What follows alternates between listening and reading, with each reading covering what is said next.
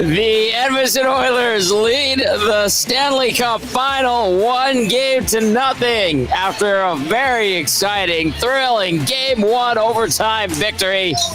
Leon Draisaitl, second of the night, is the winner at the end of the first OT on the power play.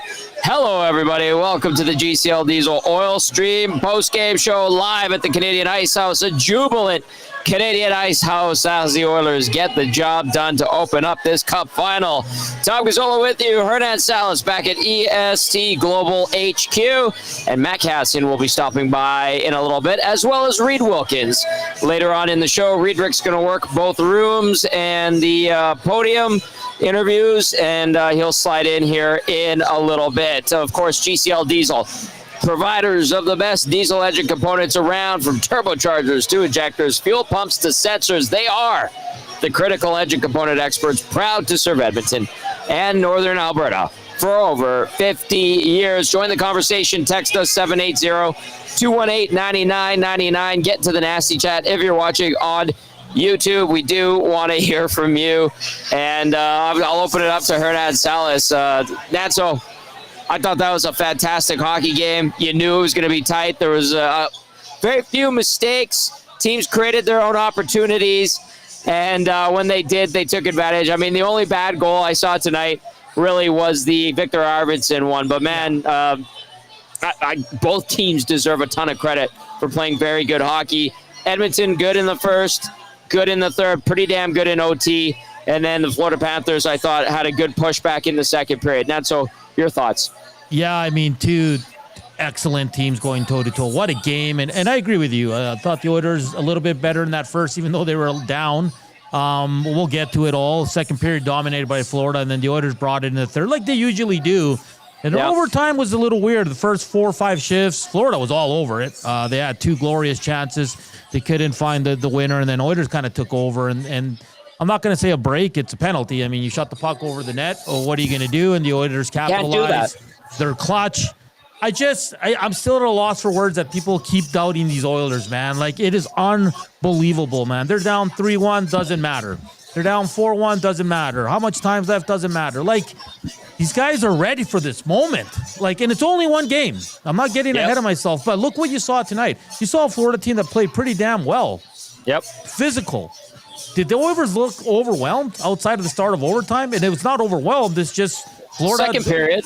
Yeah, second period, for sure. But, Tom, it's with two teams like this that are the top teams in the league, you're going to see swings, man. Yes. Right? And that's what I said in pregame. You can't get too high, you can't get too low, because both teams are going to go through this. They're going to go through lulls. They're going to go through great stretches. But, man, oh, man, how can you not be impressed with this team? Kassian almost scored a beauty. He was excellent. Pod Colton, man. Like, they kept talking about him on the podcast. He was excellent. I thought the top dogs for the Oilers were good. Bush, one of his, I'll say this, he had 3 really bad turnovers, Tom, and we haven't seen that since the LA series. So, but all in all, Tom, I thought both goalies made excellent saves. I thought both teams' top players were good. A few breaks for both teams here and there, but all in all, the Oilers won again, Tom. The Oilers won again, being down 2 goals. And before it was like, oh, it's LA. Oh, it's Vegas. Oh, it's Dallas. What's the excuse today? I mean, come on, they won. Man. There's no excuse. I want to give I just want to note Jake Wallman, I thought, was an absolute beast for them. Blocking shots. We took that weird one off the arm, wrist, whatever. TD Force goes over. You can see him taking some time to feel better. Takes one off the leg later. Still plays physical.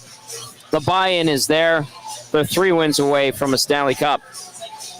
Crazy to say it. They take the series lead. 1-0. 4-3 is your final in overtime. All right, before we get to the breakdown with Matt Cassian, let's go into the scoring summary from Game 1 of the Stanley Cup Final. Leon Draisaitl opens things up just a minute 6 in, his 8th of the playoffs from Kassian and Wallman. Nice goal there. Good play. Wallman gets the puck to the net. Kassian tries to slam it. Leon Draisaitl bangs home the garbage. 1-zip Oil. Sam Bennett would respond at 10:49 to tie it 1-1 from Carter Verhaeghe and Matthew Tkachuk. And then the Oilers, the whole Bennett, crashing into Skinner, and I know Kulak clipped him. There should have been a penalty on Bennett.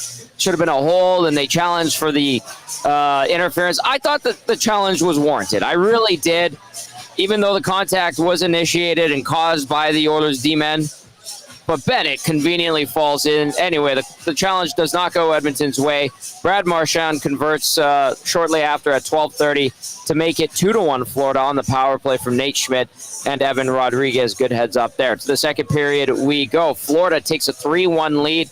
Sam Bennett gets an opportunity, goes in streaking his 12th of the playoffs, you guys, from Nate Schmidt and Carter Verhaeghe. 2 minutes in, you're like, this is not good. But just a minute 17 later, Victor Arvidsson, he kind of does things a slightly off or differently and just puts a puck on net. Looks like a harmless shot, and it finds its way through Sergei Bobrovsky, his second of the playoffs from Podkolzin and Bouchard at 3:17.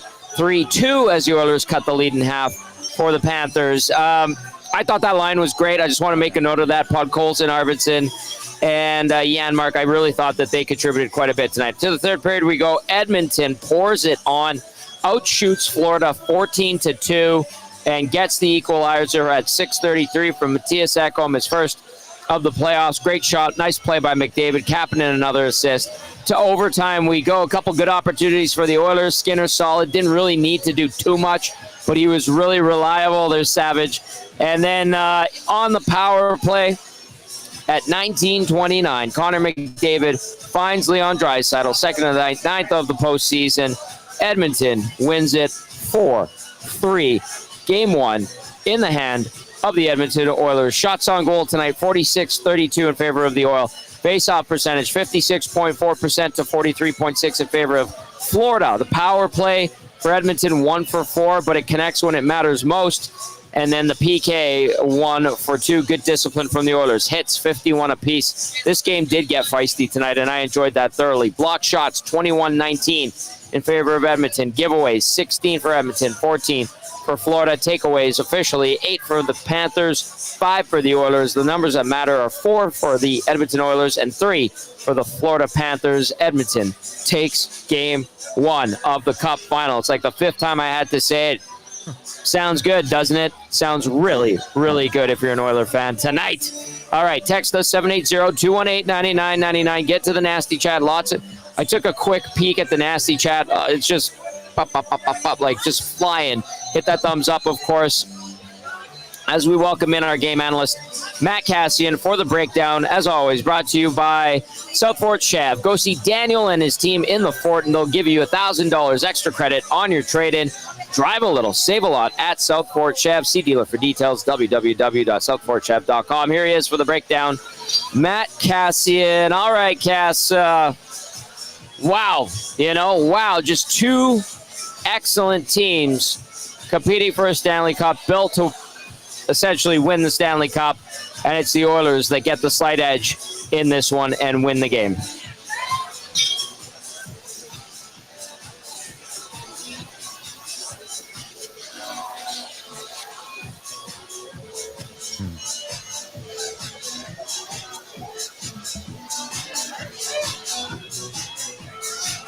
Keep going, Cass.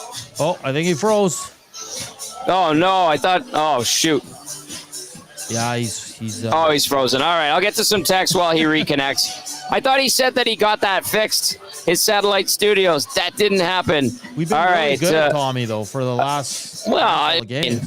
Hey, maybe his Wi-Fi or his internet service out in Sherwood Park, maybe too many people are draining. I don't know. Let's go to the Gourdfather. Says, hey, guys, I can't complain about a win in the final. Room for improvement, but discussion for a different day. Skinner, I think, got pissed off after he was run over behind the net. He came back to the crease angry, made 2 of the 3 good saves right after, and a screw the Panthers attitude. That's a good point by Gourdfather.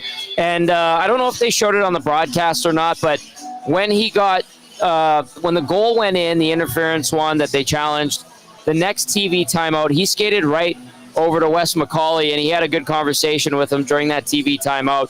Maybe that pissed him off. Maybe that woke him up, but whatever it did, it worked, and we had a very motivated Stuart Skinner. So, Gourdfather, I agree with you there. And, hey, More of that from Stu Skinner. All right, we have Cassian. He's back, Hernan. I'll have him in 2 shakes of a lamb's tail. All right, I'll read a couple more texts as we await Okay. Cass. Sean texting in says, still unsure how it wasn't goalie interference, to be honest, on Florida during the first period. Any thoughts on that? Let's get Cass in here. All right, Cass. Sean asking about the goalie interference. Couple that in with your thoughts on the game because you froze there. Yeah, well, overall, it was a fantastic game. I thought it was everything it was built to be. It was a ton of fun. And it almost like if the Oilers would have lost that game, we would have been sitting here. We would have been talking about how they did it to themselves because I think they would have done it to themselves. Good point. On that note, I thought it was a bad challenge. I know, he kind of falls into the goalie and he lets himself go that way.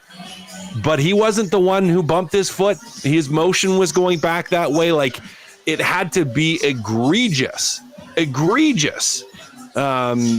In order for that to get overturned. So I didn't like that call to challenge that goalie interference, but you take a penalty, right? You take a penalty, you challenge a call, and that kind of puts you in a potentially poor position that they were able to overcome. Second to that, I thought when they did struggle, either at the start of overtime or in the second period, generally speaking, it was because they were turning pucks over. And you can credit Florida for pressuring, yes. You can credit Florida for being aggressive, yes. But there were more than once, you guys mentioned Bouchard earlier, more than once where players just kind of threw pucks away, whether it's the moment or the adrenaline or not playing for a couple of days. Could have been a few things. But the mistakes they made, they did them ultimately to themselves. But at the end, fellas, Leon Draisaitl pulls through your power play. No, is he freezing again? Yeah, he comes through, and you have a big moment and get a big. All right, I think we still have Cass. It's funny because my sweet baby angel in Calgary, Pat Steinberg, was like, he was never on. Hello, Patrick Steinberg. Cass, are you there? Do we have you? Clear connection? Just confirming. I think so. Yeah. Okay. And you sound beautiful, Cass. Yeah, you really do. I just want to add to the Golden. I've seen a lot online like, oh, Bennett knew what he was doing. Guys, he was tied up with Wallman. He had no idea Kulak was the one that clipped his leg. And I give credit to but the Craig way Simpson. fell, like I'd look back and fall into him too. No, but I mean, like, sure, but like it's still like he was still tripped, guys. Like, and yeah, he made done it a little bit more easier, but I don't think Sam Bennett planned that. Like, I'm gonna get tied up with Wallman here. I'm gonna wait for Kulak, who I don't know who's on my other side, to trip me, and I'm gonna fall back into, because Craig Simpson, guys, on the broadcast said it right away. Because we were all like, okay, that's golden interference. And he said it's Kulak's skate. Because it took a few replays to see it, right? So I'm with Cass. I didn't like the challenge. I thought that was going to be really hard to overturn. And it led to the 2-1 goal. It doesn't matter now, guys, because they won the game. But I just want to say that I'm on Cass's side. Nothing against you, Tom. I still love you. That's okay. We had a big debate up in the press box, and people were saying that would be the turning point of the game if it holds up and the Oilers lose this one. And I was like, hey, I saw the replay. I still probably would have challenged it. And clearly I would have been wrong, but I'll live by that. That's okay. I'm okay with being wrong on that one. So it didn't matter. Moot point at the end of the day. All right. Let's get some more of your texts really quickly. Hernan, Salas, Tom Gazzola, and Matt Cassian with you. I'm live on location at a jubilant Canadian Ice House. Let's go to C-Mac, who says, wow, what a game, what a win. 7th come from behind win. Oilers never in doubt. I love Pod Coles and I love Stu Skinner. Who would you like to see more from moving forward? What would you say, guys? Like, I mean, I thought everything was, like, everybody was doing what they could. I like the effort from everybody. Were they perfect? No. I love Jake Wallman's game. What would you say to C-Mac? Ooh, I did like Jake Waldman's game. I will, but it's not even bad. Like, Wallman and Klingberg were good. Could I say the penalty kill and Nurse on the penalty kill, and the forwards maybe on that one exchange where they do get scored on, like on the goal against. When Connor Brown kind of goes to the defenseman's guy, right? Well, that one too, yeah. So like, there's a couple small plays but overall, like everyone was kind of solid. Maybe if I was going to look at this, I'd say Connor Brown. Oh, Cassian, yeah, wasn't great his first game coming back. All right, so Cassian, Connor Brown. Yeah, let's just look at the stats from Connor Brown tonight really quickly. I didn't see a ton of him. I didn't notice him when he was out there very often. Connor Brown ended up playing 18-15 tonight. Let's talk about a line I did really like. Podkolzin, Arvidsson, and Janmark. Why was that line so effective, Cass? I think they were effective because they were physical. They hit people, they hit them again, and they hit them again. They were moving their feet. They were driving through the middle of the ice, getting the puck to the net. Like they were, when they're out there, they were aggressive and they're physical. And that to me is the bottom line with that line. Yeah, they were great, Tommy. I mean, the Bob goal on the Arvidsson, he'd want that one back, but they were just so aggressive. They were in their face. They were kind of playing like the Florida Panthers do every shift, right? Just in there. And then remember that drive by Podkolzin into the net, almost scores as well. Like, and he was kind of in the later stages of his shift, guys, and to pull that move, like everybody's just selling out. And it's both teams, guys. Like that Mikkola on Florida, he's an absolute animal, man. Like, you're around Bobrovsky, and he's slashing you. If you're the Florida Panthers tonight, you go through all of that, you have a lead, you squander it, you get outplayed in 3 of 4 periods in this game. Are you concerned at all, or do you just adapt and move on, kind of throw it away and say, you know what, there's a few good things that we did here, but we know we're capable of better? Like, how would you break this down if you're the Panthers? If you're Paul Maurice, you're thinking to yourself, no, we're going to be fine, or do you go, oh, maybe we're in trouble here? What would you say, Cass? It was a close enough game where they're going to look at this and they're going to think we're fine. And they are. They're still in this. I do think that does swing the chance to win the series, not just statistically, but emotionally well in the favor of the Edmonton Oilers. But the Florida Panthers are looking at this and going, hey, yeah, we lost in overtime. Took a penalty we don't want to take with the puck over the glass, but we were right there. We had a 2-goal lead. Yeah, they battled back into it, but they're a good team too. Look at our second period. Look at when we were physical on them. Look at when we pressed at the start of overtime. Like, we are right there. We are right there. It's a long series. We know how to win. We've done it before. We did it against Toronto. We did it against Tampa. We know how to win series. So their messaging is going to be that we are just fine. And they are. This series is far from over, gentlemen. It was a great first win by Edmonton.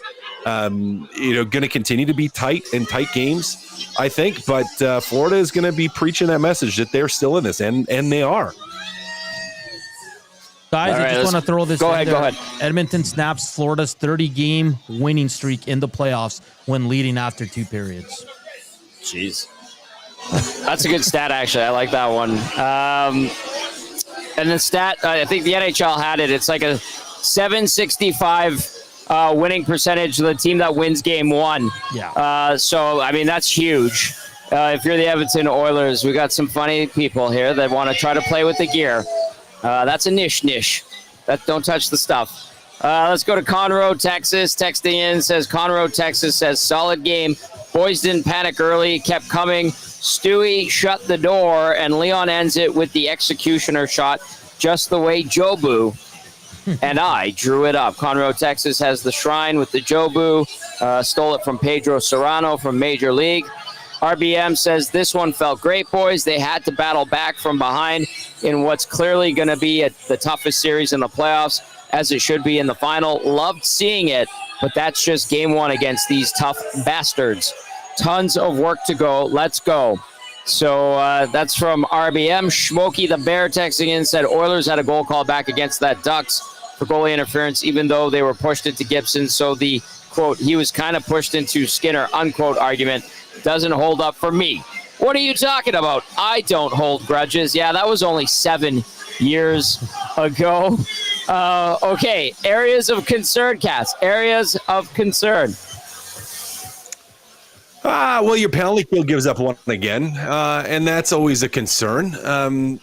especially this playoffs, where we've seen what happens when that gets on a negative roll and is leaky. That gets real leaky really fast, but not a massive one to pay attention to.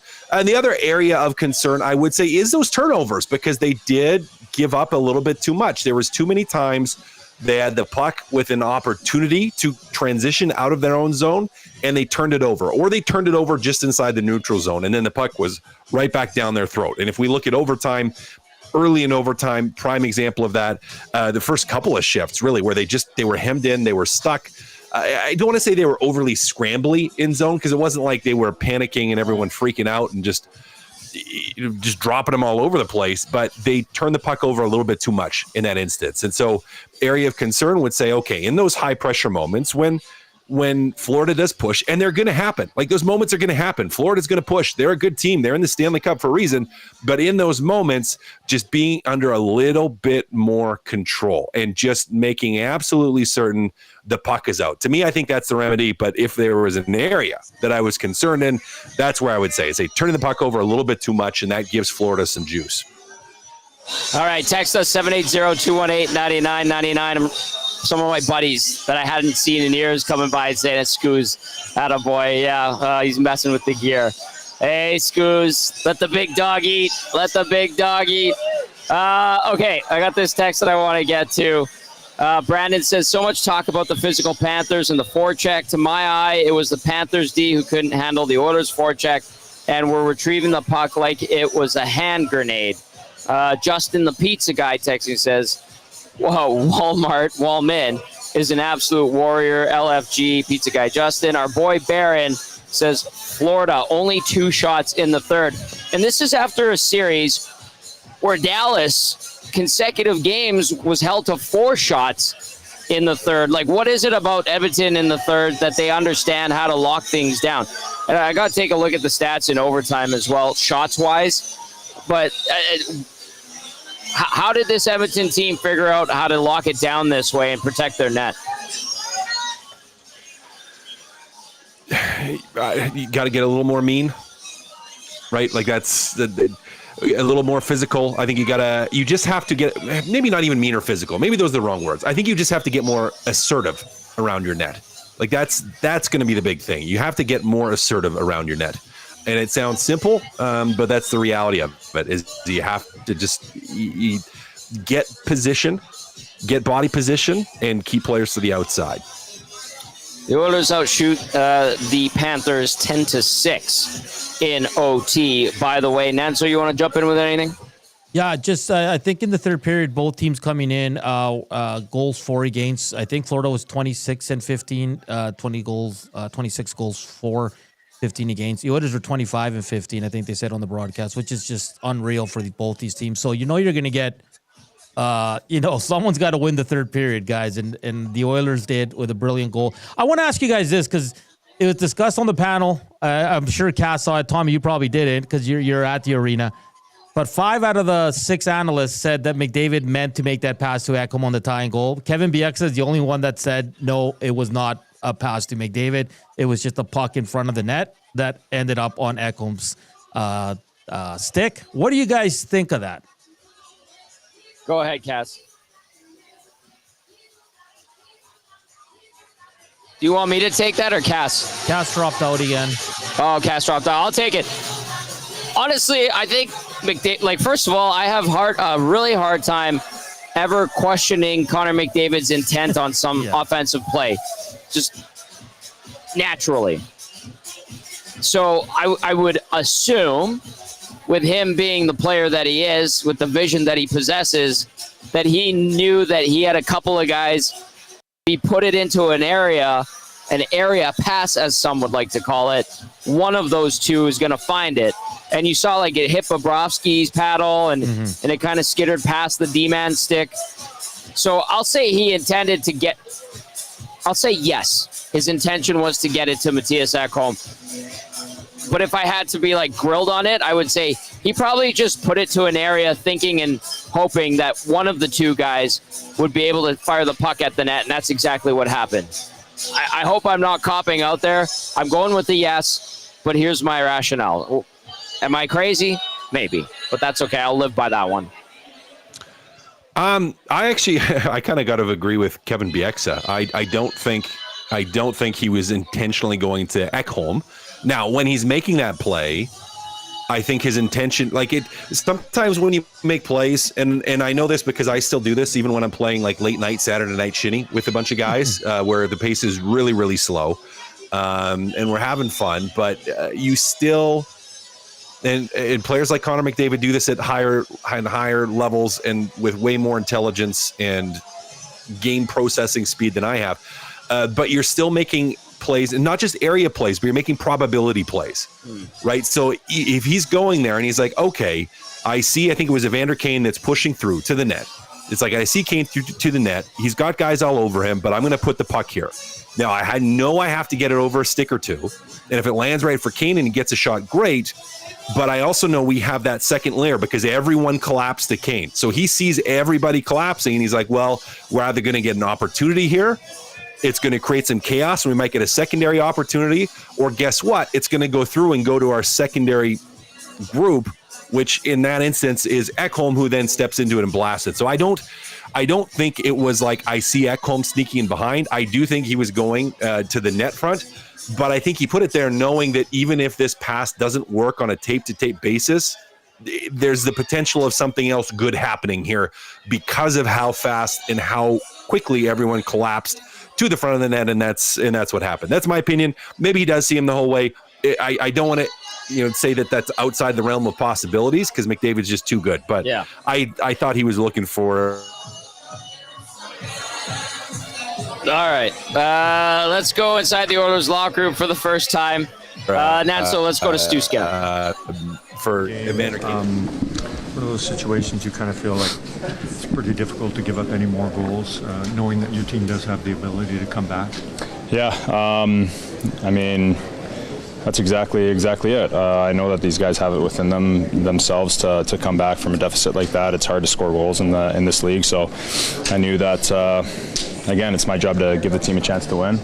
I was able to keep it at 3, which is obviously huge. And I mean, you got to give a lot of props to Bob over there too. He's made some fantastic saves, especially in overtime. Steve, you made some big saves yourself in the third, and then to start the overtime, did you feel like you were getting more comfortable as the game kind of progressed? Or? Yeah, I felt comfortable right from the get-go, to be honest. I know, obviously, quick 2 goals for them, kind of in the midst of a few minutes, but I felt good right from the get-go. So it's comfortable. Yeah. You've been waiting for this to start for a long time. Tell us about the opponent. Is that opponent largely different than the opponents you've seen so far in the playoffs? It's hard to say. As series go on and on, it's a lot more grind. It's a lot more board work. It's a lot more pucks to the net.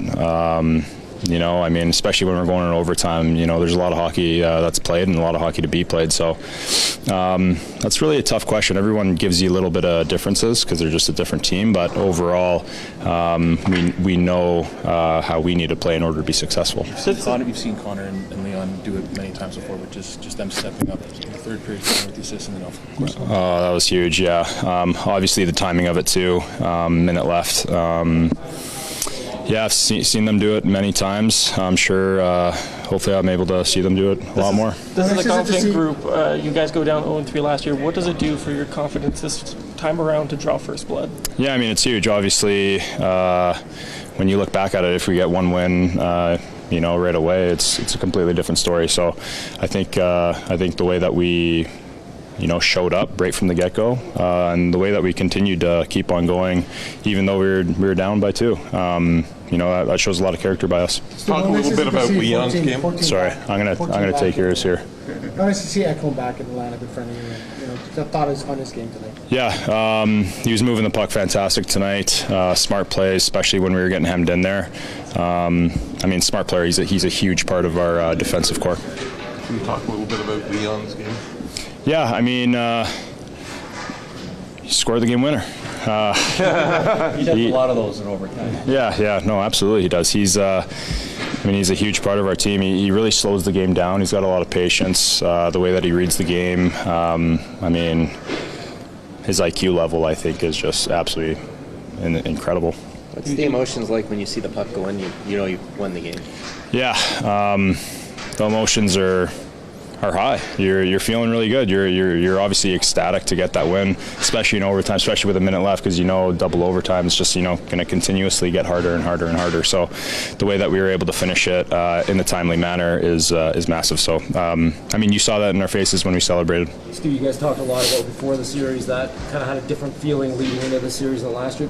At the start of the game, did it feel different than last year, game one? Felt completely different. A bit for me anyways. I'm not too sure how it is for the other guys, but when I saw the cup on the ice last year, I was kind of looking at it with googly eyes, and this year seeing it, it's I was here last year, I saw it already, so now it's time to get back to work and do my thing. So definitely felt completely different just from the emotional wise. Leon was far below 100% last year, and injury wise, what does it mean to have a healthy Leon Draisaitl for this group in these big moments? Yeah, it's massive. It's crucial. I think as we've gotten on, guys have gotten healthier, which is huge. Being able to stay healthy is crucial, especially when we're trying to do what we're trying to do.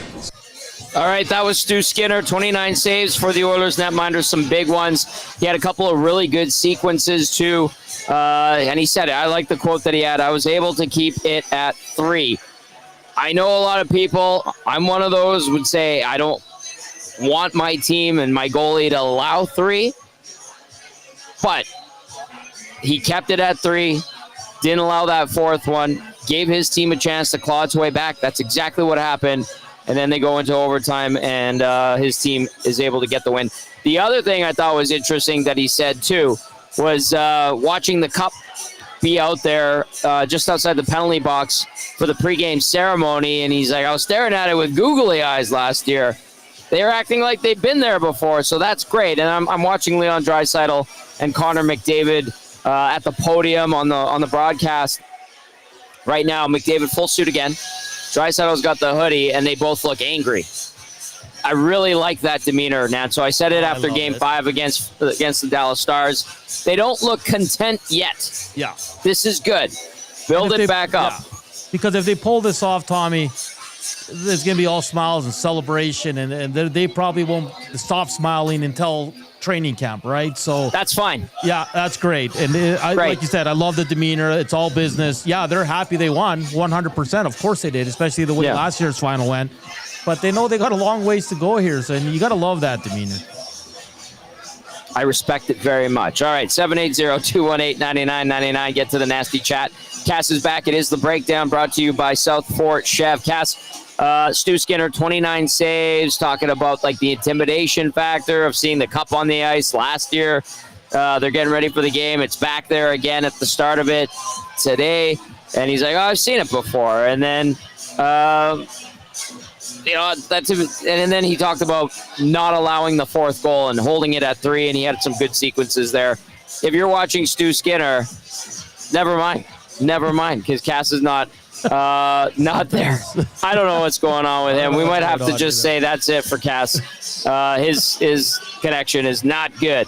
Let's go to K-Town. Texting in says, Josh from K-Town, Oilers are scary because to beat them, you have to play 60 minutes of perfect hockey. And for them to win games, they only need to play about 15 minutes of good hockey. Need to be better next game, but what a great start to the series. Graham W. says, Kane with 9 hits tonight. We're going to wear down the Panthers playing the physical game we've started. There's VR Montenegro. Good to see him. And Savage and Grumpy Cat tonight. Let's go to Doesn't Sign Text Guy. Not going to get to that one. RBM agreeing with Cass says they will absolutely need to be better in transition out of their end. They were starting to scare me in OT as they kept icing the puck and couldn't get it past center. Glad they got the job done tonight. And Dave says Florida successful on that hard rim. Oilers forwards have to be stronger on the wall to get pucks out when Skinner was able to play the puck. Far better zone exits. Rip City Step says Panthers, a 3-line team. Maybe, but they're damn good 3 lines, that's for sure. I guess you could even, you know what, Nat? So you could even say that about the Oilers, because I didn't think the Henrique line was that effective with Trent Frederick, right? No, even though they had a great look, I think it was in the second one when Henrique went down the right and threw it right in front of the net, and Frederick kind of, I think he was reaching for it, so all he could do was kind of put it back towards Bobrovsky's pad, because I think if he had more space and more time, he probably lifts that and it's a goal. Yeah.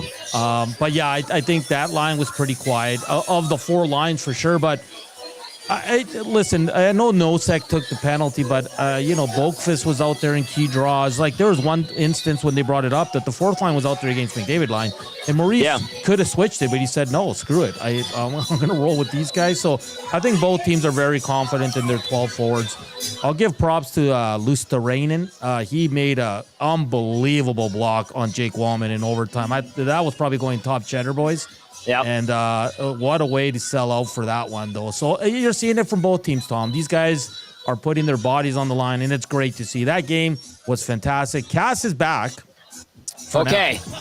What we're going to do is we're going to wrap up the breakdown with our game analyst, Matt Cassian. One last try, Cass. Give us your final thoughts after the Oilers win 4-3 in OT late in Game 1 to take the series lead. And right on cue. Hey, right on cue. I love to. People are like, somebody get Cass Starlink.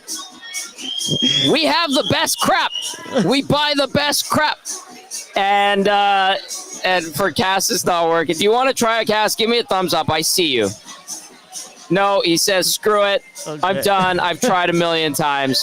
That's our boy, Matt Cassian, with the breakdown brought to you by Southport Chef. Reid Wilkins will be hopping on when he comes by here at the Canadian Ice House in a few minutes' time. He's working the press conferences right now, working the room. Reid will be here for Reid's Read.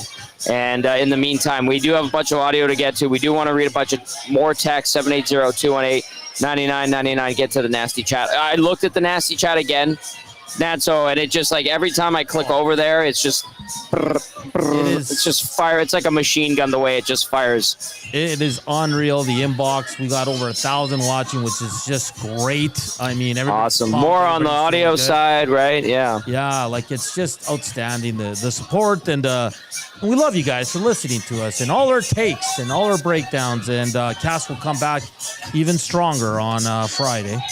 Oh, no, wait. Well, he's not in on Friday. Yeah, he's not in on Friday. So Monday. Monday. I'm guaranteeing the internet will be good. He's got two guys and a goalie on Thursday. So at least he's got that. That's tomorrow. So he's got that going for him. Okay. We do have some more post-game interviews to get to. Mm-hmm. We have Mattias Ekholm scored the equalizer on a feed that we're debating. Was it to him? Was it to Kane? Was it an area pass? Doesn't matter. He scored. It worked.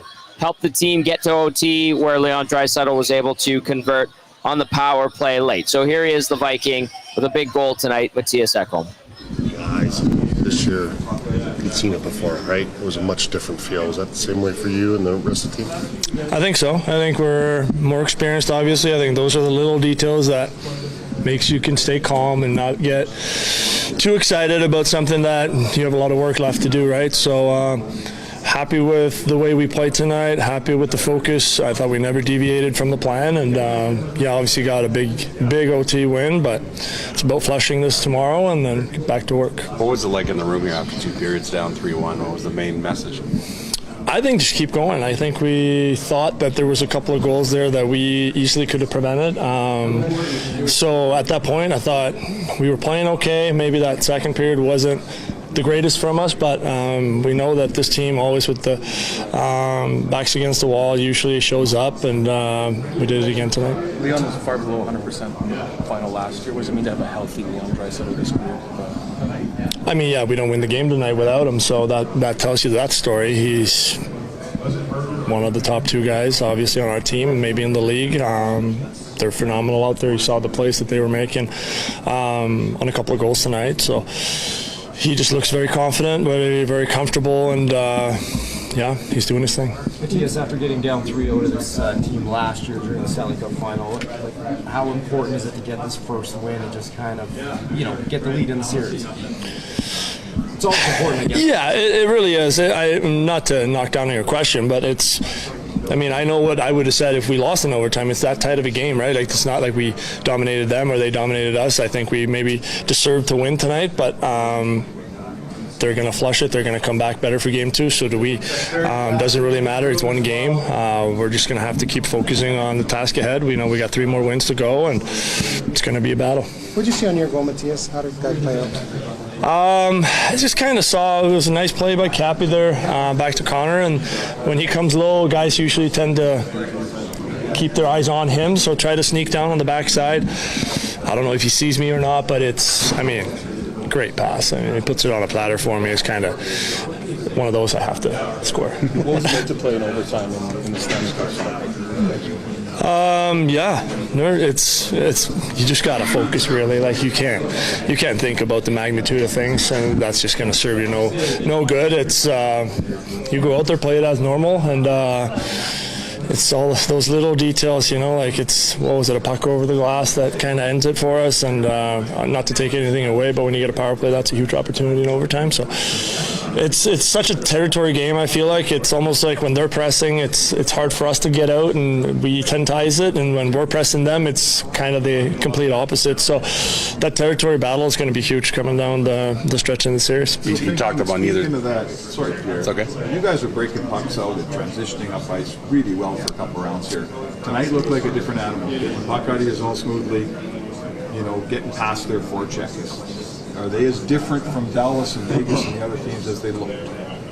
I think they're one of the 2 best teams in the league. That's what makes them great. That's their plan. We obviously now have some film. We can go back, see if there's some things that we can obviously do better and break it out a little cleaner, but that's their game. That's what won them a cup last year. So that's something we're going to have to deal with this whole series, and hopefully we just get better each game. You talked about how neither team really dominated the other long stretches. Does that speak to the quality of the series that we anticipated and we got here in game 1? I think so. I think it's obviously 2 great teams. I think the thing right now too is, like, we know exactly how they play. They know exactly how we play. It's those little details, they're going to matter so much in the end. It's one lost coverage for a second here and there, or a penalty like you saw tonight, or whatever it is. So it's teams that are also very comfortable in these moments and in these games, high-stake games. So there's not a lot of free ice. There's not a lot of free scoring chances out there. You have to work for everything, and I think tonight showed that again. Knowing where you're coming from, playing a second game since you're back from the season, how can you describe the feeling of getting a goal? Come again? How can you describe the feeling of getting a goal? Oh yeah, no, obviously trying to focus on the game, but it's one of those things. You can sit back tonight, obviously, before going to bed, and just enjoy that, and knowing that I put in a lot of work to be back in this position and to help the team. And whether I score goals or not, it's not really important who does it. The biggest thing is to contribute to wins, and tonight we were able to do that. Mattias, how about the response from Arvidsson? You guys go down 3-1, and then right after that, he scores, makes it 3-2. Does that kind of change the game a little bit? And the second period, it kind of turns around. Big goal, yeah, obviously huge at that moment in the game. They get the next goal, it's probably game over. So for us to get that one, huge goal. Great shot. For a little guy, he can shoot really hard, so that's nice to see that one go in. For yourself, did it help having a couple of days off between games for you? Or yeah, certainly. It's been a little long, obviously, waiting for that game 1, but for my body, it's served me well, and I felt great out there today. And even with overtime, we didn't really know how much. I played 16 the first game. Now I was significantly more today, but still feel great. So I'm really happy the way it went. Mattias, Leon Draisaitl, he didn't score at all in the final last year. Now we know he was hurt, he was battling through something, but what does it mean for him and for you guys to see him have the game they did? Not just the winning goal, but get you guys going initially too. Yeah, I think he is a top 3 player in the world. I think that's what he shows, and when he's healthy, it's a great thing for our club, and I don't think we win that game today without him. So he's a game breaker for us, he's a game changer for us, and not only, like you're saying, he scores the goals and the winners, whatever, but he does so much little stuff on the defensive side of the puck too, which me as a defensive defenseman, if you call it, really enjoys, and I really enjoy playing with him out there because I know he's got my back. Did anything surprise you about the way he steps up tonight, given his playoffs, given his regular season that he put forth? No, not at all. Short answer on that one. No. What's it like to see that puck go in overtime? How do you describe the emotions? I didn't see it go in. I saw the pass got to Leon, and then guys started jumping on the bench. I didn't see it. I turned around and celebrated, and it's just, relief, obviously. And but again, it's one game. We know we have to be even better come next game, and just keep grinding. All right, that was the Viking, Mattias Ekholm. Big goal for him tonight. He said it. One of those I have to score, as he buried the equalizer on a feed from Connor McDavid. And then another thing that I like that he said, it's the Panthers are going to flush that one. And they're going to look to even things up, obviously, in Game 2. But the mindset of the Oilers and how they've kind of approached and handled their success this year and in these playoffs has impressed me. As we welcome in Reid Wilkins here at the Canadian Ice House. You can catch him Monday to Friday on the Reid Wilkins Show from 3 to 6 with the glue guy, Jay Milne, as we get you to Reid's Reid, brought to you by Edmonton Garrison Memorial Golf Club. Fallen golfers, Edmonton Garrison Memorial Golf Club is open to the public and memberships are still available. Join the ranks today and experience top-tier golf with a proud military tradition. For more info, visit egmgolf.com to enlist. Reid, Rick, you were just in the room, just worked the podiums. What can you glean from what you heard from the players and the coaching staff? Because I was describing to people that were listening, or maybe they were watching, McDavid and Draisaitl looked like very business mode once again, like they were post Game 5 against Dallas. Yeah, they all. It was a little different today, is that there were multiple scrums going on at the same time. So I was in on Kulak and Kapanen. Didn't get as much as Skinner and Ekholm. Saw McDavid and Draisaitl at the podium. Knobloch wasn't there yet, so I headed over because I was really starting to miss you and be as anxious to see thanks, you. Man. But it's the same thing on repeat. They're calm. They don't panic. They believe in their depth. They believe in their goaltender, and they just don't go away. I mean, Florida had not lost a third period lead under Maurice, correct? Correct. Well, now they have. And it's the same thing we've been talking about. How long does it take? 60 minutes, 65 today, 79 and a half minutes basically to win the game. They do not go away. I thought this was a tremendous, just a ferociously delicious hockey game. I like ferociously delicious Just a hockey magnificent game. Two best teams in the league. Hitting, speed, saves, feistiness, and I know we criticize the refs. It's probably a hard game to ref. Yeah, I believe when every single player in the game is using the rule book as a suggestion, not a guide. Like all the little stuff after the whistle. One does as it should be at this time of year. Yeah. But here's what really impressed me. Well, how the Oilers started the game, first of all. The opening 10 minutes were really good. But they wore the Panthers down in the third period and most of overtime. I mean, Florida responded, obviously, I think after the scrape in overtime, Edmonton started to ice it. It got a little more dicey. Yep. But the Oilers wore them down. I mean, just look at the shots. 14-2 in the third period. 10-6 in overtime. Yep. So, 24-8 over the last two periods, the third and the fourth periods of the game. And then they just would not go away. And then I thought that, when a team starts to ice the puck a lot, that's a sign of fatigue. Correct. I thought I'd have to watch it again because, as you know, we don't always see the best replays in the press box. I thought Nosek shooting the puck over the glass, to me, that's a fatigued play. He wasn't really pressured. No. Unless the puck rolled on him, I'd have to go back and look at it again. There were some small instances on both sides of the ice for both teams where I was like, I wonder what food they're going to eat in the intermission because they're going to be tired. I'm like, is it going to be pizza or what are they bringing in? Yeah, probably Popeye's blackened cauliflower. Well, you love that stuff. It's great. But the penalty kill, that Florida made a massive mistake on the penalty kill. They had 3 guys sucked up by the blue line. The Oilers usually make that mistake. Perry makes a smart play, just get it down to McDavid. Yep. And then once it's that down low to it, like as soon as McDavid got the puck, I thought the game's over. You knew. You knew the game was over, and he put it across to finish. So, I mean, this was a great hockey game, but I think Oilers fans should be as encouraged and have as much belief as ever after the way this game went. Now, don't get me wrong, I guess Florida's good. They're coming back. Like, man, they're quick. They forecheck very well. They're smart. I heard the end of Paul Maurice's availability. Yep. And he praised his own team and the Oilers about like the puck management. Like he said there were maybe a couple times at the offensive blue line he didn't like the decision, but he's like, we get it deep and we go fight for it. And he goes, they do the same thing. He said both teams play honest games. They don't cheat the game. They go out there and work and put the puck in good places. Okay, you were talking about the discrepancy in shots, especially for the Oilers.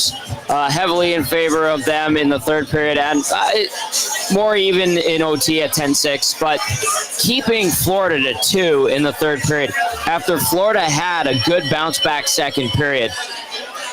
I know the score wasn't great for the Oilers in the second period, and Florida did push. Were you concerned about the Edmonton Oilers in that final frame, or was there a moment in that third period where, like, I think they're going to be okay? No, I thought they would be okay. I mean, when it's that close, there's always something that could go the other way, or a turnover or a bounce that could give the team that's under duress an odd man rush. But no, I thought once Ekholm tied it, I thought, okay, they're going to be fine. Obviously, overtime became a pretty high likelihood as after he scored and the game went on. Yep. But as we've seen, the Oilers, they just keep going. The coach plays all the players. I mean, of course, there's some adjustments in ice time once you get into overtime, but the third and fourth lines were still out there. We're still out there taking face-offs in their own end of the rink. So he trusts all the players, clearly trusts all the defensemen. And talking about the second period, I mean, that's when Stuart Skinner made the difference. Couple of good sequences. Yes, after the third goal, he didn't allow another goal. And in the second period, they had a lot of pressure, and they were very busy around the net. So that's when he did his thing to keep it at 3. But no, I guess I'll put it this way, Tom. Was I worried about the Oilers? I wasn't. Was I sure they were going to win? Of course not, because Florida's so good. But the Oilers have been good, for the most part, with keeping games under control, maybe except for a couple of the 4 losses they have in the postseason. 780-218-9999. The Oilers win 4-3 in OT to take game 1 of the Stanley Cup final. Tom Gazzola, Reid, Wilkins at a jubilant, boisterous Canadian Ice House in Ice District. Hernan, Salas back at EST Global HQ. They got the horn going. Nikki, assistant GM here. You can hear it, Nat, so you can hear it. Jump in here, Hernan. Hey, Reid, I wanted to ask you, because, the third period, you said it, 14-2 in shots. But you know what, Reid, maybe you guys don't agree with me, but I didn't feel Florida sat back, and I think that's what makes this even more impressive. Like, I thought Florida was still trying to create offense. We saw LA sit back. We saw other teams sit back when they were leading the Oilers in the third. I didn't get that vibe from the Florida Panthers, and I think it kind of gives more kudos to the Oilers because they're so damn good in that period. Well, something Paul Maurice said, he was asked something along those lines if he thought they sat back, and he said that he said he didn't think they got conservative defending, but he thought they got a little bit conservative with the puck. So maybe not trying to make enough plays or force the action enough once he said it was 3-2. But yeah, I didn't think for the most part Florida was sitting back. I thought the Oilers initiated it, and just like when Florida was initiating, I mean, this is how good these two teams are, that they can get in and forecheck. Counter punch. Yeah, like that's going to be the beauty of this series. I just think the Oilers, they cranked it up in the third, and we've seen that they can do that. They can do that to really good teams. They can do that to teams with good checkers, good defensemen, good goaltenders. I was talking with Hernan and Cass about this a little bit earlier. Reid, I really liked Arvidsson, Podkolzin, and Janmark tonight. So did I. What did you like about that? Yeah, well, they just play in a straight line. I mean, I wish Janmark could handle a puck for more than half a second. Because if he when you're dealing with a mop at the end of your shaft, instead of a hockey blade. Yeah, I guess. Yeah, fair enough. That's a janitor joke. But no, I get it. It took me a second, but I did get it. But no, they work hard and they play in straight lines. But Colson, I know there was so much talk earlier in the year when he was hiring the lineup. Like, to me, he's a ideal bottom six player, and that principle was in full display tonight. Yes, that was his most effective type of game, being in that role and just being an absolute menace, right? Yeah, and then the good play on the Arvidsson goal, and really of the 7 goals that went in tonight, probably the only one that I would question a goaltender on. That one's the stinker. And I know there was a bit of a screen there from Colson after he dropped off the puck, but Arvidsson just kind of fired it away from distance. But yeah, I like that. I think I like that line better than the Henrique Frederick Brown line. I know they almost had that goal they almost scored in overtime when Henrique passed it to Frederick. And but that line was very good. They play in straight lines and they have energy, and you can see it as soon as they step on the ice. If they change on the fly, if that line is coming on, like, they just go. Yep. They're not like, okay, where's the puck? They just get out there and they go, and they're looking to hit something or free up the puck or make a rush. Natso, do you want to jump in with anything? Yeah, Reid, we talked about it off the hop with Cass before his internet kind of went south on him. Cass had a tough one tonight. Just on the challenge, I thought Cass and I said, we didn't think he should have challenged because it was clearly a trip. And yes, a lot of people don't want to give the benefit of the doubt to Sam Bennett. What did you see on that play? I'm one of them. And do you think it was the right call to challenge there? No, that's one of the rare things I think the Knobloch made a mistake on, quite frankly. And I was talking to a couple of people in the media level during intermissions who said, that should have been no goal. To me, that's not goaltender interference. The argument someone said to me was Bennett fell over Kulak's leg on purpose so he could fall intentionally. And that was my argument when I talked to Josh Clipperton about it and Dave Pagnotta. But I don't think he should have challenged that. I really don't. Now, it's early in the game, and the Oilers did just have a really good penalty kill a couple minutes before that. Correct. So maybe Knobloch's saying, hey, you know what? I'm going to take the chance. Worse, if it counts, it's 1-1, and I believe in you guys that you can kill off the penalty. Right. They didn't. But for me, I didn't like the challenge. I would not have challenged that for goal interference. I understand that. To me, even though the point of contact was it Kulak's skate clipped Bennett, I'm seeing Bennett fall that way, and I'm like, of course, and how convenient. There were so many instances, I thought, in the first period where I was like, that is why the Florida Panthers are defending Stanley Cup champions. The way they conveniently got in lanes and bumped guys from the Oilers. I think Arvidsson got hip checked, kind of just a little bit greasy by Rodriguez at one point, and I was like, that's kind of the thing that the Florida Panthers, that's their MO. And I was like, do the Oilers have to raise their level of greasiness? But ultimately, it seemed to dissipate, and both teams got kind of feisty and tenacious and exchanged glances and blows. Well, yeah, and you can see it how Florida plays. They the stuff after the whistle, like just everything. Like there was a time, I think it was, it might have been Draisaitl. From Draisaitl or Nugent Hopkins, there was like a soft puck that was covered by Bobrovsky, and an Oiler player just stopped there and then was waiting to skate away, and just like Lundell just comes in behind him and starts punching him in the back. Like, they are relentless. It's such an annoying thing, but I kind of appreciate it because that's how you piss off a team and wear a team down and annoy them and goad them into stupid penalties. Yeah, but having said that, with the Oilers, I don't think they were goaded into a penalty tonight. I thought that one power play might be negated in the first when there was that sequence of penalties. Oh, okay. Yeah. I think Perry went back at somebody. It was Ekblad, wasn't it? Might have been. Yeah, him and Ekblad was all over it seemed like, tonight.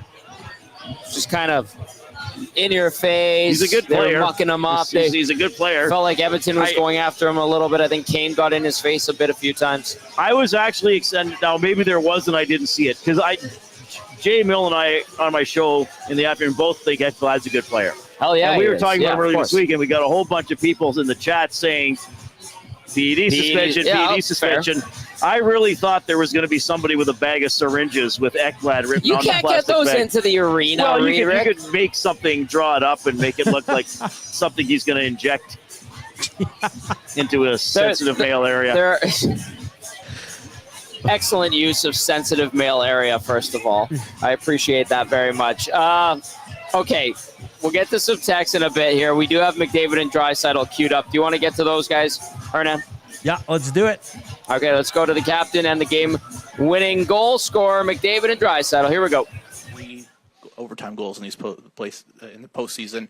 Had some great defensive work in a couple of rounds too. How would you quantify, his postseason so far? You can't put a number on it. He's invaluable. Does so many good things.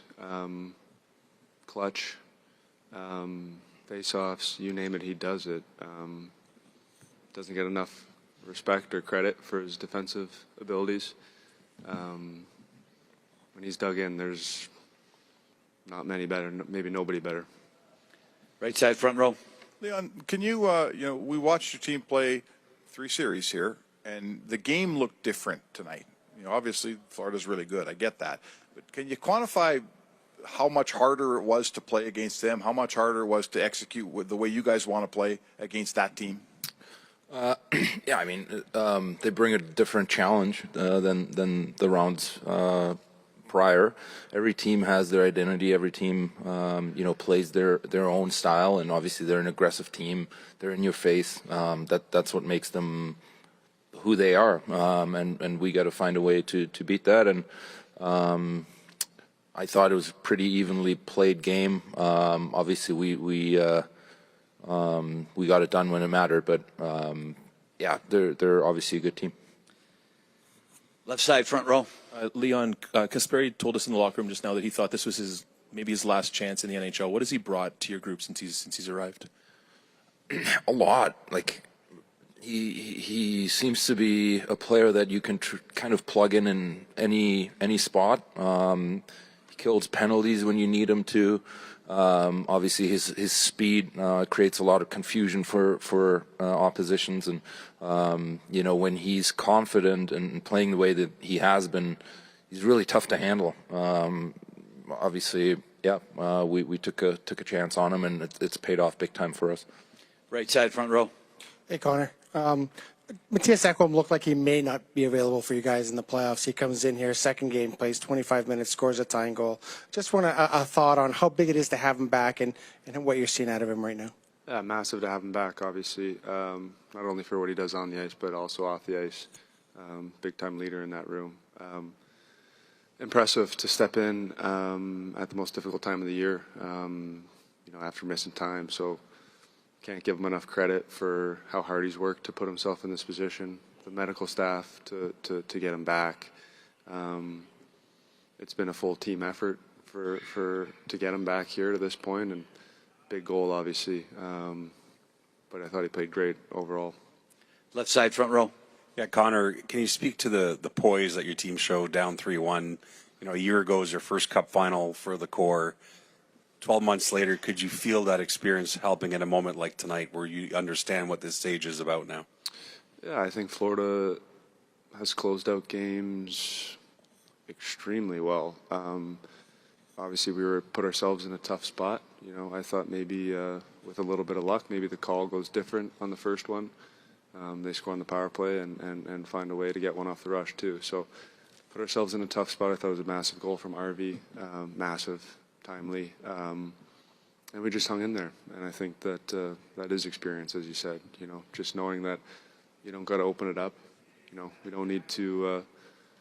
We got to hold them at 3 and find a way to get one. And unfortunately, we did. All right, there you go. There's Connor McDavid and Leon Draisaitl. Quick look at those two and their stat line tonight. McDavid 2 assists, 31-12 time on ice with 4 shots. 2 blocked shots, Reid, and then 3 hits and 2 takeaways. He was 61.5% on the dot. Draisaitl, obviously the 2 goals, the big one in OT, +1, 28-13 time on ice. 4 shots, 4 hits, 1 giveaway, 37% on the dot. They were giving a lot of love to Mattias Ekholm. Mattias Ekholm tonight, 25-19, a goal, +2, 4 shots, 2 block shots. Pretty good for the Viking, who only played about 15 and some change the other night in his first game back. So did anything stand out to you about what those two said? And then give us some thoughts on Mattias Ekholm as well, if you could. Yeah, well, I mean, they said a lot of the same things about depth and resilience and not going away. Well, yeah. I thought Ekholm played very well. Probably better than Game 5 against Dallas. Great goal. I mean, we know he has a good shot when he comes in and sneaks in and can pick the corner. So I thought he played very well. Looked very steady. I was talking about this, that I think this is something that can really help the Oilers is the 6 defensemen that they have. Right. That now with Nurse and Kulak together and Wallman and Klingberg being in the third period, I thought Wallman had a pretty good game. Was very involved, looked very comfortable with the puck. And the first goal, I mean, it feels like things that happened in the first period were 3 weeks ago already. But we talk so much about simplifying, and we know Wallman has a big slap shot, but that was just kind of a fluttering puck. He just got it on net. Like, let's put it on net. We're a minute into the game. Let's just get something on the net. We don't have to be fancy all the time.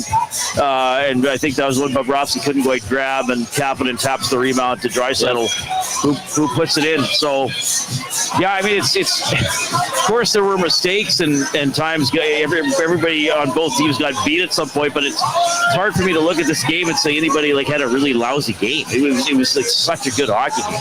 True. That's true. Coach Mike says, what a game, 3 more to go. Says, stupid pet peeve. There's a little detail thing from Coach Mike. But the Oilers were blue on the Sportsnet scoreboard. Always bugged me that it was orange. Those are little weird things that you and I... Did they change it today? I guess so. I have not seen the TV feed. Florida's colors, you have the gold and then the red, and it kind of looks similar to Edmonton's. Maybe that's why. Those are the little things that we all notice because everybody's so invested in this series. Brother Margs, what did you want to read? Oh, go ahead. Brother Morgs texting in says, hey, Jans, what a game. Great to see the Oilers do what we saw earlier this playoffs and persevere. Don't forget about the team that had 6 straight comeback wins. Go Oilers. Also had special teams in the first, kept Edmonton from rolling deep 4 lines. Once it settled down, Oilers took over and played their third period style. Goyle, Brother Morgs. The PK, 50%. It came into tonight 14th best in the postseason at 66%. Still, to me, concerning. And the discipline, for the most part, Corey Perry at the start of the game, I was like, come on, but 50% on the PK. Never going to be good enough. No, well, you got to stay out of the box then. They didn't take a penalty after the first period. That is true. So at least give him that. Yeah, Perry got both penalties, didn't he? Yes, he did. I think was he serving the other penalty as well? Doesn't he? Isn't he the guy that goes and serves when it's a bench minor? Yeah, I think so. So he was in there quite a bit. Yeah, I mean, the PK has not been great, especially early in series. I mean, at least they were only shorthanded twice. That's what I could say. And then they killed off one. Got some great pass by Schmidt to Marchand. Good heads up. I mean, he had that lane there, and I think the Oilers got out of their rotation a little bit too. Did Troll watch the game? What? Okay. What do you want to read? Go ahead, read it. Because Troll said that he wasn't going to watch the game, that he was going to play Call of Duty. What? Yeah. Was it just superstition, or he said he's watched 4 Oilers games in the playoffs and that they're 0-4. I find that everybody's odd, got their thing, but I said you got to watch the game. Pretty sure that was Troll that wrote into our show this afternoon. Troll let us know. Troll was saying, can you guys explain how the Oilers could be so good 5-on-5 defensively, but the PK is still not great? I get it, killing penalties is different. I would think they'd be better at it given their 5-on-5 play. Maybe Troll did watch tonight. He's talking about that. Or he just quickly watched the extended highlights if it was up quickly. I can't really explain that. I think that I think early in that LA series, nothing was that sturdy defensively. I think they figured it out against Vegas because they started doing different things to Eichel. And against Dallas, they were not good against Dallas. They had that one game. They were in game one, and I think they were better after. Pretty better after that. I mean, 1 for 2. It's like, okay, you only took 2 penalties. So you're either 0, 50, or 100. True. 2 of those 3 totals are bad. Fair. They won the game. That they did, Reid. That they and they shouldn't have challenged. That was the power play goal. I didn't think they should have challenged that. Well, that's one of their few coaching mistakes in this postseason because Chris Knobloch has been pretty damn good. Yeah. Okay. This is Reid's Reid, brought to you as always by the Garrison Memorial Golf and Country Club. This is not right. Why? What do they have? They should have killed off 2 out of 3. Because I know there was one that was only 6 seconds, but it still counts. Well, I'm looking at we got the game summary right here from the league. Something then. I mean, it refreshes on its own. Remember, they take away shots while we're on the air. Yeah, they true. Adjust the shots and little things, and it just updates. But there's no itself. Coincidental penalties, and they have the Oilers with 4 power plays, and they have the Panthers with 2 power plays, but the Oilers took 3 penalties. Now, 2 of the power plays would have been 6 seconds, right, because of that overlap? Yeah, but that's still, I don't know, they have them at 1 for 2. Anyway, whatever. It doesn't matter. I want you to put in an email to the league. I'm going to talk to Bettman tomorrow. You got Gary Bettman on? No, I'll just go talk to him. Just go talk to him. Gary. Reid Wilkins I here. saw him Gary. there. I loved interviewing him. He is actually an excellent interview. Well, actually talking to Bernstein and Pagnotta because they do the Sirius XM pre- and post-game show on Sirius XM satellite radio. So that's a league property, obviously. So they get preferential treatment big time. They had, and Steve Koulias is on that show as well. 3 great broadcasters, good dudes. They had Bettman on, and I said to Bernstein, how was he? He goes, fantastic. Always fantastic. Yeah, he's great. Yeah, so he is a good interview. I know a lot of people, they boo him, and they get in up on, there's a lot to complain about, but he's actually done a lot of good for the league, and then he's a huge reason why this team's still here and why we're literally in this place right now. All right, Natso, do you want to jump in with anything else before I ask Reid's thoughts going in game 2? No, I'm good. Oh, he's good. All right, here we go. Reid's Reid. Let's get to its conclusion as you bust a groove. Very nice. For the Oilers, how do you approach game number 2? What do you think they're going to get from the Florida Panthers, Reid? Well, I always expect a close game. Look, Florida's good. Florida is quick on pucks. They're organized, forechecking. As Maurice kind of alluded to in his team, they don't fool around. No, they don't. They and the Oilers have gotten better at this. But when Florida rims the puck in the offensive zone, it's like a pass. There's already a guy waiting for it. The Oilers kind of do that. The Oilers too. are better at that, yeah, for sure. But they really do that, and they don't back off on the forecheck. Like it's different than the other 3 teams that the Oilers play because Florida's quicker and they're always moving. Right, their neutral zone. LA clogged at the neutral zone, but they just stood there. Like the Panthers are really trying to read the play. Yep. And you know, I really noticed against Dallas. They probably did another series, but they seem like ancient history. The Oilers like that pass from behind their own net to a guy between center and the far blue line who will just tip it in. I saw it. That wasn't really there tonight because Florida's right on top. Is better taking that away. Yeah. And they don't really back off when an Oiler defenseman gets the puck behind the net. They'll stay right there. Yep. Like they're really good, and then they have another layer of a guy behind that. So that's how they turn over pucks, right? So I think that they're going to keep doing that and trying to pressure the Oilers. But I think they got a lot to look at because there was most of the final 40 minutes of this game was in the Florida end of the rink. So the Oilers just got to keep pounding their way with the 4 lines. Don't turn over the puck. The Oilers made a rare mistake on the Bennett goal. I mean, giving up I have to go back and watch it when somebody messed up at the offensive blue line. Was it Henrique that was chasing? Yeah, and there was no defenseman back there in the middle of the ice, so that was a rare goof up by the Oilers. Timber Woodsman says he didn't like Henrique's play on that Bennett goal. So, yeah, there it is. Not aware of other player around him. No skating effort. J-Style says, I think Wallman needs some praise. Noticed him a lot tonight. J-Style, we've given Wallman a lot of praise, and rightly so. So we see it, we too. may have texted him before we said that. But no, I think you're right, J-Style. That we're with you on that one. Duffman says the 66% PK can't really raise itself unless the Oilers kill 6 penalties in a game. Not a worry of mine unless we give up more than 1 power play goal a game. Kill penalties when it matters in crunch time, and it really doesn't matter. Go Oilers. That one from Duffman. All right, Riedrich, you're going to get home safe? I plan on it. I look forward to seeing you in studio tomorrow. Woo! There you go. There is Reid Wilkins, the always fantastic Riedrich with your Reid's Read, brought to you by Edmonton Garrison Memorial Golf Club. Nancito, do we have any other interviews that we can get to? No, not right now. Do we need to adjust there? I'll adjust. Yeah, okay.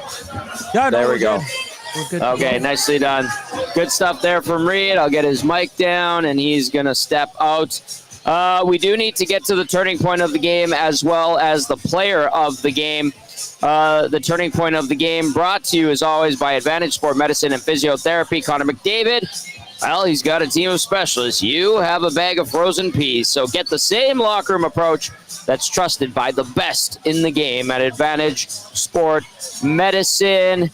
And book your assessment today at www.advantagesportmed.ca or call 780-460-9977. So 460-9977. I want to give a special acknowledgement to a sequence in the second period. Stuart Skinner, he got clipped behind the net by Bennett, and then he makes like 2 or 3 big saves. I like that sequence. People were talking about it earlier in the show that they really thought he dialed it in after he got roughed up a bit.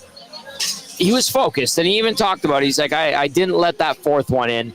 And I think that sequence was a good sign of that. But obviously, the Advantage Sport Medicine and Physiotherapy turning point of the game happened late in overtime on the power play. Leon Draisaitl scores on a nice feed from Connor McDavid. That's your Advantage Sport Medicine Physiotherapy turning point of the game. That gives Edmonton the 1-0 series lead in the Stanley Cup final. There were so many really key moments, so many impressive moments for the Oilers, I thought, tonight. Natso, do you want to add to that? Yeah, no, that's a great sequence. He was outstanding. You know what? As far as Stuart Skinner goes, I mean, the power play goal is a beauty setup. I mean, it's not going to be too harsh. The Bennett breaks in all alone. So, again, outside of the Arvidsson goal, I thought both goalies were really good. And sometimes you have to give credit to the shooters, to the skaters. They make great plays too, man. Like, that's fair. And, like you said, Stuart Skinner had that sequence. He was brilliant in the second period when the Oilers weren't very good. And he gave him a chance, and that's all you want. And that's all people have been asking Stuart Skinner, is give him that next save. He gave him that, and Bobrovsky wasn't able to stop one on the power play late there. Yeah, it's a break for the Oilers, but hey, man, yeah, that's what happens. That's the rule. That's what happened. And the Oilers took advantage of it and take a 1-0 series lead in the finals. Crazy to say it, but it is the truth. All right, you have a few more minutes to text us, 780-218-9999. Get to the nasty chat as well. Saw some funny comments. I actually popped into the nasty chat while we were listening to interviews and got some funny chuckles in there from some of the comments. Well done tonight, chat. Well done tonight, everybody listening on iHeartRadio, TuneIn Radio, and, of course, EdmontonSportsTalk.com's audio player. All of you watching on YouTube, great stuff. Appreciate it. Tell your friends we are your clear choice for Edmonton sports. Okay, let's get to it. It is the Damon Bunting Real Estate Player of the Game. Damon Bunting, consistent top-producing realtor in the greater Edmonton area for over 17 years. He and his team would love to help you find that right home or make the move from your current home. Check him out at www.damonbunting.com or visit his Instagram at Damon Bunting Real Estate. Hernan, Salas, let her rip, buddy. Let her rip. Yeah, I mean, you've been saying Wallman all night. I put Coles and Kassian. I thought they were all brilliant, but how can you not go with the guy who scored the first goal to raise the roof off Rogers' Place just a minute in? That's exactly the start you wanted. And then he scores the OT winner. I thought he was good all night. He looks healthy. He's rolling out there. He's great defensively. I heard McDavid say he's probably the best defensive forward in the game, so giving him kudos and all that right off the hop there in that interview. So Leon Draisaitl with 2 goals on the night, 28-13 time on ice. He has 4 shots, 4 hits, And just brilliant for number 29. He is your Damon Bunting player of the game for the agency. Nicely done. And so this was the first game one of a cup final that Edmonton has played host to since May 18th, 1988. Edmonton beat Boston in that game 2-1. They beat the Florida Panthers 37 years later, 4-3 in OT. That's unbelievable. I know. That's how long ago it was, man. And 2 years later, they would win their last Stanley Cup. And Edmonton looking to end that drought, just 3 wins away. Crazy to say. Holy smokes. All right. We're going to wind things down with a few texts. Ontario Momes sends in a picture, and this came from the National Hockey League. Says the Edmonton Oilers become the 9th team in NHL history to have 20 unique goal scorers in one Stanley Cup playoffs. And Ontario Momes adds #depth. I like it. Good stuff. What else do we got here? Troll says, since I didn't watch the game tonight, how did Reinhart and Tkachuk look? Do they look banged up? Did you think Tkachuk looked banged up? I didn't notice him a ton tonight. I noticed he got a little bit feisty. Reinhart, I thought, was a little bit quiet. What did you think, Hernan? No, I didn't mind their games. I thought, Reinhart plays a ton, right? Power play, PK. He does it all for that team. I thought he was more involved than Tkachuk. Tkachuk, surprisingly, a little bit quiet tonight, Tom.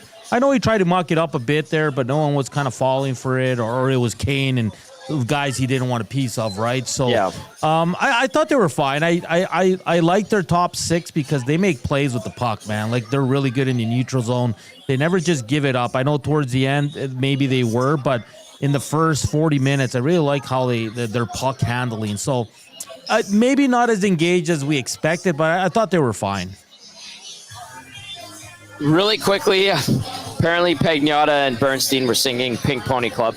That's hilarious. I'll have to ask those boys about that later on. I know I saw that we were hanging out 2 nights ago, and Pink Pony Club came on, and they're just like, what is it with this song? And I was like, hey, you like something, you like something. It's catchy. Just to get to that thought on Tkachuk and Reinhart. Tkachuk, 1 assist, 22-54 time on ice, 3 shots, 1 block shot, 2 hits, and 1 takeaway. That was his stat line. Sam Reinhart, -1, no points, 29.09. Like Hernan said, he touches a lot of areas of the ice and different elements of the game. 3 shots, 3 block shots, 2 hits, 1 giveaway, 42.9% on the dot. So there's just a quick little look at Matthew Tkachuk and Sam Reinhart. D-Man says, Nurse's sensitive male area, I'm not going to use the words that Dan used, must be tough after 3 punches from the Rat. No reaction. Darnell is a tough cookie. Very, very tough cookie indeed. All right. Final thoughts from you, Natso, as we get set to say goodnight from a very, very excited and happy Canadian Ice House. Yeah, man, it's just great to see this team, and I think Reid and you and everybody that's joined us tonight, Tommy, has said it. Like, they don't look fazed by anything, and I think that's such a good sign. And you see their press conferences after the win; they're all business, and just they're a wagon, man. And listen, I'm not saying it's over. I'm not saying anything like that. It's going to be a tough series. Game 2 is going to be extremely tough. But how can you not believe in these Oilers after everything we've seen so far this postseason? So, again, down 2 goals, find a way to win this game. And, Florida's going to be desperate. So are the Oilers. You don't think the Oilers want to be up 2-0 going to Florida? Of course they do. So another great game on tap on Friday. I can't wait, man. This is getting fun, man. This is getting real fun here, especially with the Oilers taking a 1-0 series lead. I have enjoyed it very much, so thoroughly. What a pleasant playoff run it has been, and more of that, please, indeed. We've got Charles saying the Oilers must win Game 2, you guys. And then Matthew Tkachuk chimes in and says, I never miss a post-game with Swedish hair moth. Thank you, Matthew Tkachuk. You must be tired. And then Mex Bazuzu says, never in doubt. Let's see what happens. Game 2, Friday night, here in Edmonton. enjoy the victory, Oil Country. What a fun post-game show this has been. A huge thank you to Nikki and Ethan and Tian and the entire staff here. DJ Sid, she's been spinning all night long. She's great. Everybody who's come by and said hi and not touched my gear and saw the on-air light, I appreciate that. It's the little things. Let's see if the Oilers can rattle off 3 more wins and win a Stanley Cup. They've got the first one, 4-3 in OT. Leon Draisaitl, second of the night, gets it done. Whew. They're up 1-0 in the Cup final, ladies and gentlemen. Have yourselves a wonderful night. For Reid Wilkins, for Matt Cassian, and the Latino Heat, Hernan Salas, I'm Tom Gazzola saying we'll see you tomorrow. The boys get going at 6 a.m. on The Nielsen Show with Lieutenant Eric and YTT. JMO stepping in, the old pro. Love it. We're rolling along here at EST. Have yourselves a wonderful night. We'll see you tomorrow.